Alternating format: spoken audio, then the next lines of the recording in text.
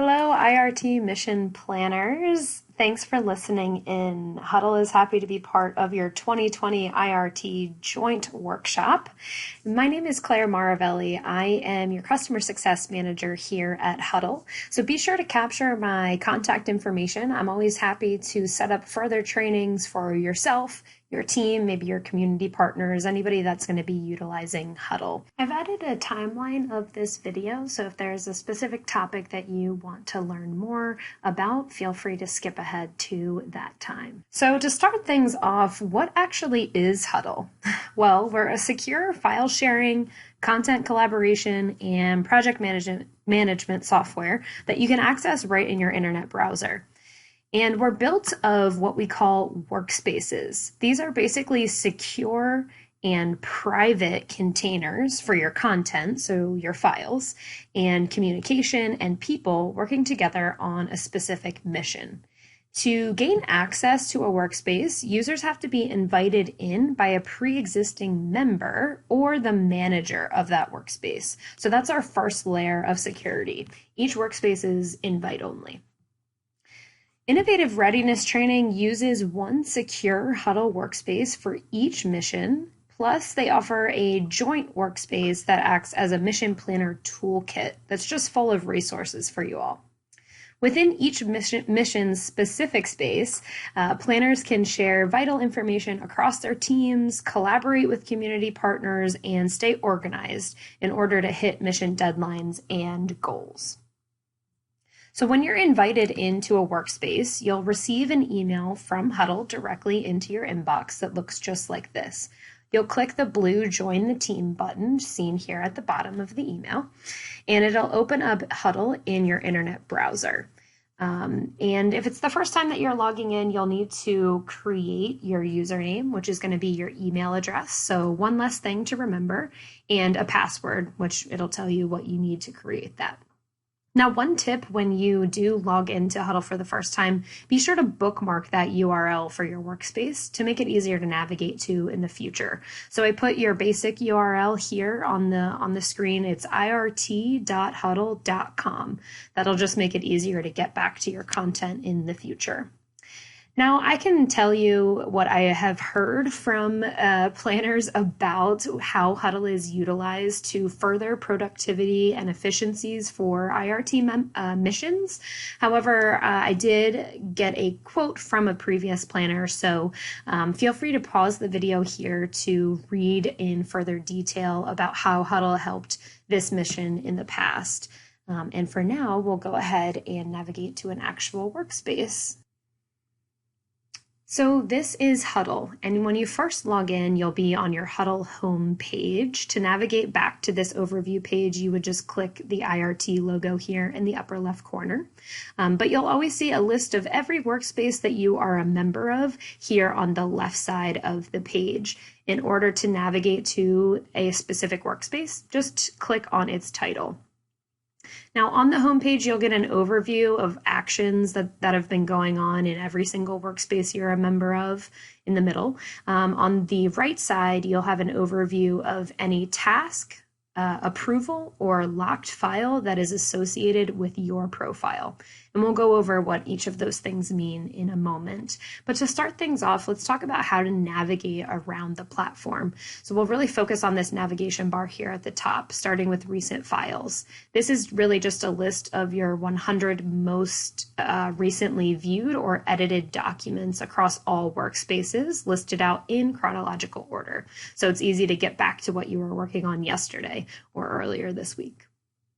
The next section is Bookmarks, and this is a customizable list of documents. So you choose up to 50 bookmarks, and I'll show you how to do that. So I'll just navigate to an example document here, and you can see that the bookmark icon is highlighted yellow because I have it listed as a bookmark. But let's say this is a document I no longer need to access on a regular basis. If you want to remove it from your list, you'll just click it again, it'll turn white, and it will be removed from your list, as you can see here. So that's your customizable list of files. Then moving over to the right, we have a search bar. This is a really powerful tool to use within Huddle. Now, you'll just search a key term or phrase that has to do with the document or the folder you're looking for, and it will complete a global search across every workspace you're a member of. It not only looks at the document and folder titles, but it will also look for the content. So you can see that the title of this folder doesn't have the word goals in it, but the word goals is either listed in document title or the content of a document within this folder. So really powerful search tool here. It'll also look for overall tasks and people, again, across all workspaces. And you have filtering options here at the top. The last navigation tool is your notification center. So this bell icon, when you click on it, will list out anything that you've been notified of within any workspace you're a member of. And we'll go over the different reasons why you would get a notification, but it's anything that you would be emailed about from Huddle. And there's also a search bar to look at your, to search through your notifications as well. Now, another part of the navigation toolbar has your profile. So it is important to set up your profile with a photo and maybe some contact information. In order to do that, you'll just click on this icon here on the left, on the right corner, and then you'll click your profile.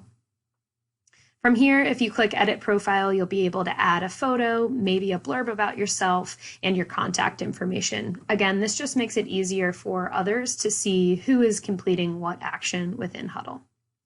Now let's look at an actual workspace. We'll use this one as a demonstration. So like I said, you'll just click on the title and it'll bring you to the overview of the workspace. We'll go over this in more detail in a moment, but let's look at the contents of the workspace, starting with people. So the People tab, simply put, is a directory of all of the members that are a part of this workspace. And the most important part of the People tab is the workspace managers listed here at the top. Now, these people are the ones that set up the settings and the different permission levels within this workspace. So they have elevated permissions. One thing or two reasons why you would reach out to one of the workspace managers for help.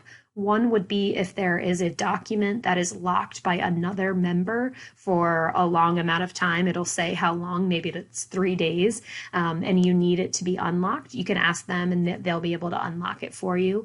Another reason is if there is a folder that you think you should be seeing within the workspace, but you're not seeing it, reach out to one of the managers and they'll be able to adjust your permission levels. So definitely important to know how to utilize the People tab. And speaking of people, if you need to invite someone that is not listed as a member here to this workspace, all you need to do is click the 3 dots here on the right side of the workspace title and then invite people. From here, all you do is add their email address. You can add one person or many people at one time. And from there, just go ahead and choose which team they should be a member of. Now, this workspace only has one team, but most workspaces do have a couple, so just be sure to choose the correct one for this person. And then you can add a personalized message here that will be included with the invitation email, and then go ahead and send that invitation right off to their inbox. Now let's get into the content of the workspace in terms of files. So you'll click on the Files tab and you'll be able to see the folder structure of this workspace. It may already be set up for you by the leadership team, but if you do need to add a folder, we do have the Create Folder button here on the right side of the page. And in order to navigate to a folder or a document, you just click on its title, then you can see its contents. So I'm going to add a folder here just for the demonstration purposes here. So that's how easy it is to create a folder. And we'll navigate into that folder. And let's talk about how you can upload files to a workspace. So what you'll do is just navigate to the folder that you want the document to live in, and then you'll click Upload Files there on the right. Select Files, and then you'll just choose what document you want to add. Click Open, and then you'll be given the status bar of this document or file uploading. And something to note is that Huddle does accept all file types, so it could be a photo, video, PowerPoint, PowerPoint, Excel, Word, any document or file type that you have. And you can see that it's listed here. So that's one way, very simple, to add a file to a Huddle workspace. The other way would be to just open your File Explorer on your own, choose the documents, and simply drag and drop. You'll get the same little notification about it uploading. You'll click done, and you can see that all of those files have been added here. So really simple to add documents and files to your workspace. Now let's navigate to a document and talk about how to edit a document within Huddle. So a couple of things to note within the file preview page. So this basically turns the document into a PDF that you can view. So within Huddle on the preview page, you can view the content of the document. You can use the zoom in, zoom out here at the bottom and use the search bar to search just the content of the document. But in order to make edits to your file, there's a couple of steps here. So the first one is to lock the document. So I kind of hinted at this earlier, but this is a great way to control the versions of the document. So, that can definitely be a pain point when multiple people are trying to make edits to a document and they're in different locations. It's sometimes hard to keep track of that. So when you lock a document, this banner is very public. Anybody that has access to the document, if they click to view right now, they'll see this banner that says Claire has locked for editing and what time I locked it. So that's how you'll be able to tell if it's been, a long time. And if I maybe forgot, you can reach out to the Workspace Manager to unlock it for you. Otherwise, I'm the only one that can unlock this. So now that I have it locked to control the version, I'll go ahead and download the document onto my computer and open it up in my local editing app, which I use Microsoft Word. You can also use whatever program you use, whether it is, using Google Drive or an Apple product. However you normally edit your document, you'll just go ahead and open it up and make your edits. So for demo purposes, we'll make it very obvious. And then again, you'll save the document however it is that you normally save your documents, so that you know exactly where it is.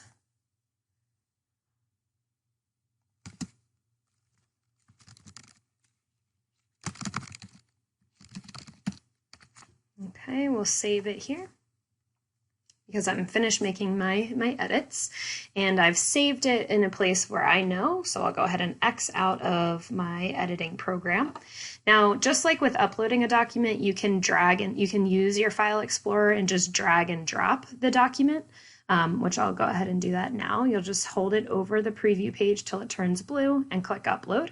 The other way to upload the new version is with the new version button here right next to download on the right side. So either way, it will get the new version uploaded. You can see that my changes are showing here in the preview. And now that I've finished making my edits and I've fully uploaded it, I'm going to go ahead and unlock the document so that anybody can come in and make changes as well. A couple of things to note. What has changed since I made my updates?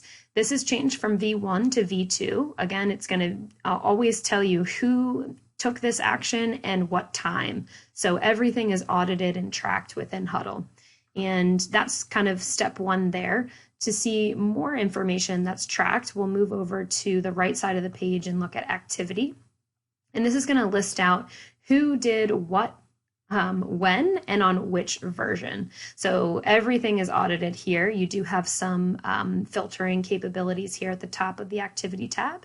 And then we do have a dedicated versions tab because we know that is something that's so important with document collaboration.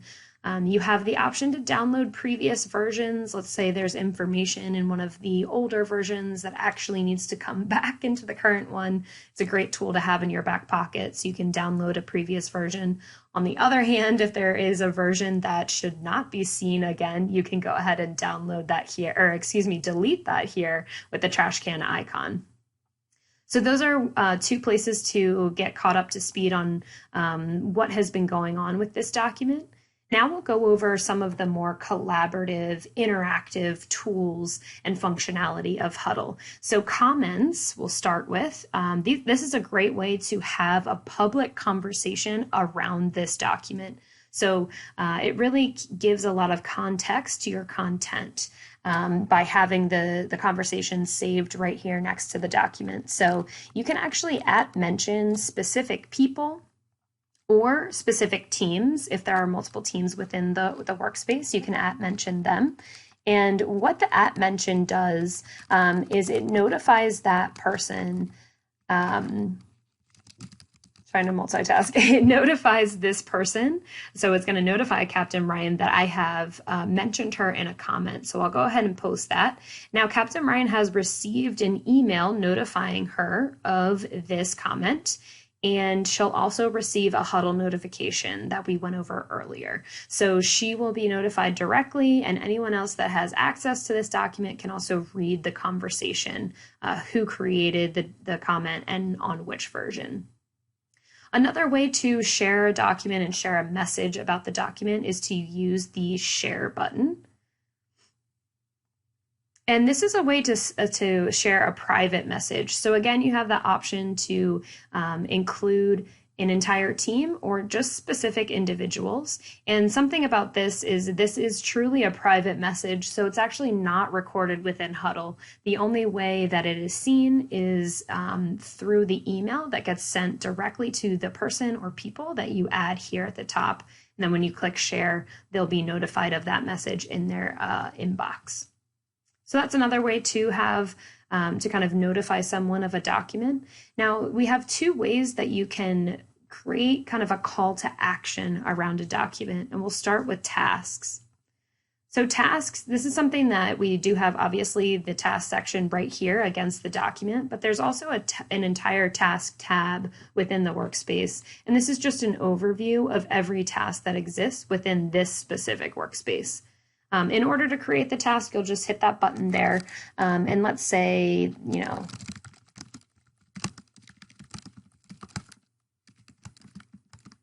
so you can add the title of the task, and you can add a description with further instructions. And just like with our other tools, you can add an entire team or one person or specific individuals. Now with these tools, with tasks and approvals, which we'll go over in a minute, we do have the due date. And this is something that's really helpful for planners because it takes some of the work off of your plate by doing the chasing for you. So once I hit create, the assignee has been notified via email and Huddle notification that they've been assigned this task. And because there's a due date associated with it, Huddle will send a reminder email 48 and 24 hours before this date if the task is still incomplete or not started. So again, just something that we take some of the work off of your plate by doing some of that chasing for you. And again, the task is saved right here against the file, so it's very easy for anyone to get caught up to speed. Even if someone's joining the mission a little bit late in the timeline, they can check all these different tabs and see what's been going on with this document. Now, the last tool that I wanted to go over for collaboration is approvals. So if you click the Add Approval button here on the right, you can again choose an entire team or specific individuals to review and approve this document. Adding a private message, again, just like the sharing button, this is truly private. Only the assignees will be notified of this message. And then adding a due date will send reminders to these assignees. So I'll go ahead and add, we'll keep picking on Captain Ryan here. So these two people will be notified. And you can see that it's now awaiting approval. And you can click here to see more details. It's really obvious to tell when someone has approved it. So I'll do it as an example. Because we get a big thumbs up over the person who has approved the document, and we're still awaiting for Jen to approve here. So really easy to tell what's been going on here with the document and kind of its life cycle and what stage it's in. Now, if we navigate back to the folder level, you can also see that it's awaiting approval. We have this tag here so that it's very obvious to tell.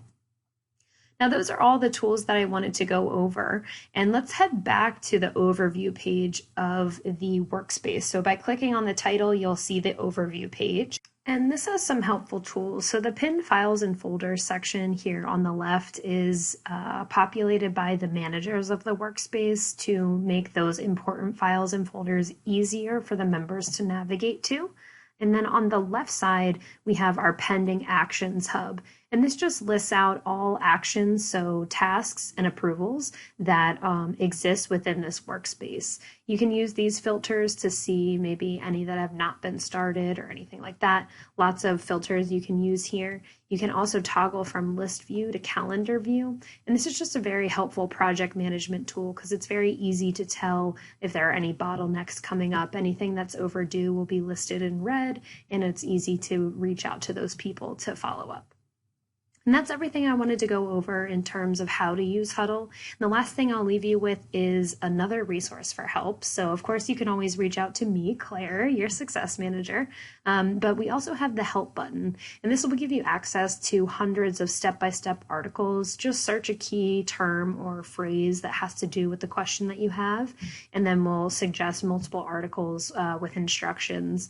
Additionally, you can use the Contact Us button and send an email directly to our support team who will get back to you pretty quickly. So thanks again for listening in, and happy huddling.